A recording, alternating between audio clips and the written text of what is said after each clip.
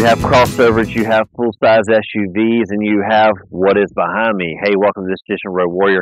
I'm your host, Grant Roberson. Now, behind me is the 2016 Subaru Forester. The Subaru really the sought after when it comes to its all-wheel drive dynamics, plus delivering some SUV prowess. So let's dive inside and see really what it offers.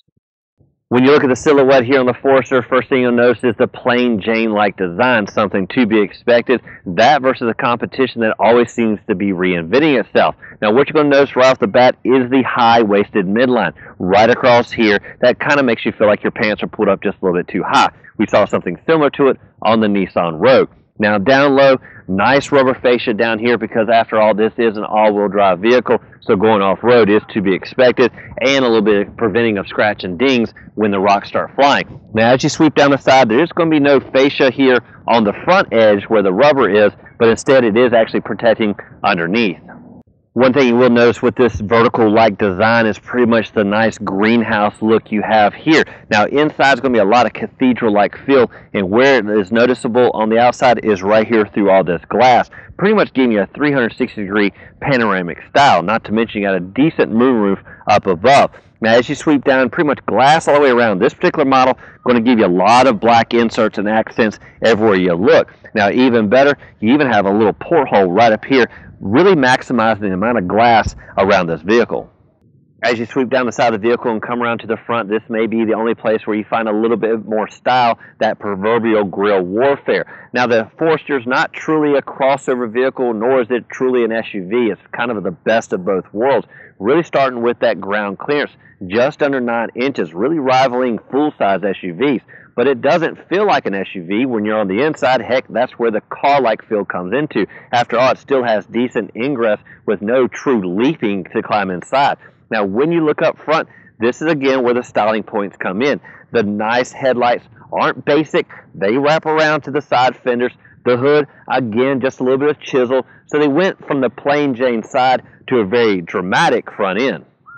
Diving into the front end just a little bit, one thing you notice across the SUV market is a lot of grille warfare, really right through here, huge open area. Now, what they've done is kept it somewhat traditional. Stylized bumper right across here, really a smaller grille up top. Now, it has a lot of airflow here, nice little port, and even lower. Now, the accents, it's done in chrome, a little bit of black inserts. Now, this is about the only chrome you're going to find on this particular model. Even better when you look at the headlights, instead of just a standard rectangle, a little bit more stylized, and even better, when it's in bright mode, it truly illuminates for 100+ yards, really giving you a lot of vision at night. Even better, down low, it looks like standard fog lights, really wrapped in that black accent. But what's really great is with the vision, they have technology. When you just happen to turn right just a hair, it's going to illuminate this fog light on this side.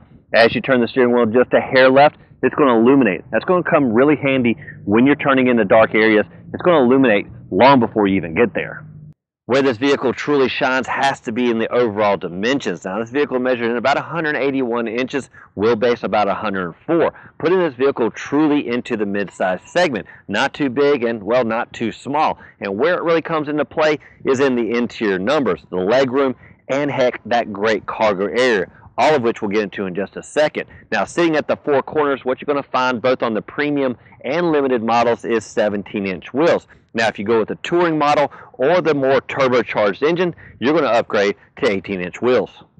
Now, this vehicle came with the old traditional key system, but you can upgrade to more of a smart key-like version. Now, what you're going to notice again down the side is body color all the way around, even right down to the handles and the side mirrors, again with black accent. The only place you're going to see some more chrome is right around the back end.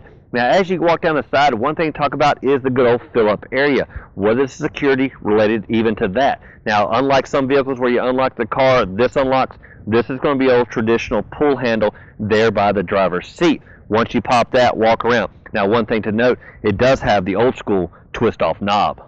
The plain Jane we talked about on the side really sweeps right here to the back end, again, somewhat keeping it straightforward. Now, the only thing you're going to see is a little bit of excitement when it comes to the rear taillights. Vertical stack, but it does sweep down the side, I think, for added safety. Now, pretty much the body color everywhere back here. Nice windshield wiper and a huge rear glass.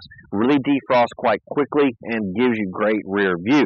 Now, even better with backing up, is the backup camera mounted right here, really giving you great vision there on the inside screen. Now, talking about the rear hatch, now again, this is somewhat of a manual system on this vehicle, and what you'll find is just a standard old popping up rear hatch. Now, once it opens, you're going to find tons of space, really over 30 cubic feet. Now, one thing to note, we did have the moonroof, which is going to give you less cubic feet versus one without it. Now, with all the seats laid flat, it's going to more than double and give you tons of cargo options. Looking at the cargo area by the numbers, what you're going to have is about 42 inches here between the rear wheel wells. Now, that's not going to allow any huge plywood to come sliding through here, but most of the time it's going to be more adventurous-like things, skis and other outdoor equipment. Now, other thing you need to think about is the liftover height from ground into here. That's going to be about 28 inches. Not too bad considering full-size SUVs is going to be a little bit more than that. Now, one thing to talk about is, well, the length when these seats are laid flat. That's going to be just over 70 inches. Plenty of room to really house everything inside this vehicle. That versus being able to lay this rear hatch down, because after all, that glass does not pop. Now, another thing to think about really is transforming all this into cargo. Right between here, just about 32 inches. So you're definitely going to want to transform this. Now, this isn't a 3-split like system. Instead, it's more of like a 60-40. And the only way you have to do it, simply pull right here and tumble it forward. Now, what's great with that is, if you notice, the headrests were still in, really allowing a lot of access, and this to be laid flat real easy. Now, this particular model is the manual-like operation. Pretty much grab this handle right here and pull it down. Now, it does have the typical hydraulic-like lift, so it's going to have a little bit of pressure, but not too bad. Now, backup sensors aren't on this vehicle, but again, that backup camera provided lots of safety, and again, nice rubber fascia that's wrapping all the way around. Now, the Forester comes in 4 trim levels: the base, the premium you see here, the limited, or the touring model. Now, there are 2 power plant options as well, a 2.5 liter or 2.0 turbocharged. Now, both of those are boxer engines, and both are inline 4 cylinders. Now, the premium here came with the 2.5 liter. Now, it offered decent horsepower, around about 170 and 174 foot-pounds of torque. That versus the turbocharged version, that's going to be 250 horses and 258 foot-pounds of torque. Now, the 6-speed manual is the base transmission for both the base model and the premium, but here we upgraded to the CVT automatic transmission, something I prefer versus the clutch dance. When you climb inside this vehicle, this is where that crossover-like feel is going to come into play. Even though this has great elevation off the ground, it still, well, feels somewhat like a car climbing inside. Now, again, this is the premium, which means we're not going to see a lot of leather all the way around this vehicle, but still it's going to have cloth. Now, when you look at the legroom numbers, because after all, this has a decent size, what you're going to find is about 43 inches of legroom up front, 38 in the back, giving great comfort all the way around this vehicle. One thing about the interior that truly contrasts the outside. Nothing in here is plain Jane, and it starts with the 2-tone accent. Really, the darker color contrasting the lighter with nice brushed aluminum accents all the way around. Now, when you look at the steering wheel, well, that's somewhat straightforward, but not all the controls on it. What's great is on the left side, a lot of connectivity there with the Bluetooth, using the entertainment right here at your fingertips and allowing you to really grant access using the various controls. Now, on the right side, that's going to be the adaptive cruise control. Nothing simple here. It uses the safety cameras up top here to look ahead of you and sense traffic.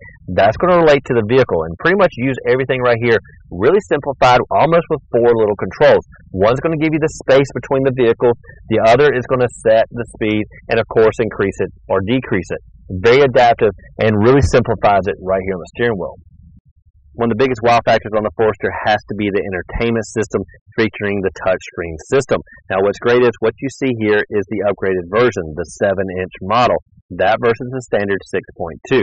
Now, either way, you get less clutter with minimized buttons on the side and a home screen that really houses everything. The only knobs to be found is the tune select and the volume. Otherwise, you simply navigate using the home screen. Now, what's great is once you find the area you want, it really gets there quickly, really allowing real sensitive touching and ease of operation. If you need to, go back to the home. Really makes navigating even easier. To keep everything nice and minimal, you're going to see the climate controls really featuring just 3 knobs. Now, there's no dual zones on this particular model, just a central fan speed, temperature select, and the various modes, all simplified with simple knobs. For the gauges, what you're going to find is a good old analog tach and speedometer with just a little bit of information in between on the LCD screen. Now, one thing to note is we did notice a coolant light that came on each and every time we started the vehicle. It's blue and illuminated just in the lower portion of the tachometer. Now, what's interesting, I looked it up. What that means is the vehicle is not totally warm yet. Now, this may come into play in various climates, but for us, we pretty much let it go off, and the vehicle is normal, of course. Now, in indications where that illuminator is red, well, that's more of an alert. In this case, it simply came on, warmed the vehicle, and then turned off. Now, a lot of times you can have a lot of information for the driver, and he has to glance down there at the gauges to see them. But instead, here on the Subaru, they put this indicator a little bit higher on the dash, nice and centered. So it's more of just a quick glance than it is a look down. Now, the way you control that is there on the steering. Simply hit the up or down button. It's going to give you all the various functions that you can see as you're going down the road. Up-to-date information about the vehicle, simply scrolling through. Now, as you find what you want, a lot of times you can just leave this up in the various setting that you want, then simply access what you're looking for when you need it. The Forester came with Subaru's renowned eyesight safety system, 2 cameras mounted on the ceiling right above the rear view mirror. Now, it's going to monitor the traffic, of course, and work with the cruise control, but also help you with crash avoidance. Now, one thing to note, it also monitors lane departure. You're kind of swaying back and forth. As you go across the line, it's going to give you an audible warning. Now, one thing to note, a lot of vehicles put these safety turn-offs buttons lower in the car, maybe between the front seats. Not here on the Forester. Instead, it's going to be mounted up above you, up top. Now, it does take just a second, if you don't know where these are, to turn it off. Now, one thing to note, to turn it off, you're actually going to have to hold it for just a few seconds. You're going to hear a beep, and the indicator will come up on the dash. That's going to let you know that the system is off. Now, obviously, they did that for a reason, because they want you to purposely hold it down and be sure that you want it off. It also has the crash avoidance here, something I would leave on all the time. Up front, we did have heated seats. You have a low and a high, and even better is you can set them pretty much so they stay on all the time. Now, some cars have it where it's on and off, and pretty much when you turn the vehicle back on, you always have to remember to turn them on. Now, in cold climates, this feature comes in quite handy. Looking at the back seat area real quick, what we again talked about is laying these seats flat. Again, the headrests don't really have to be removed unless these seats are just too far back.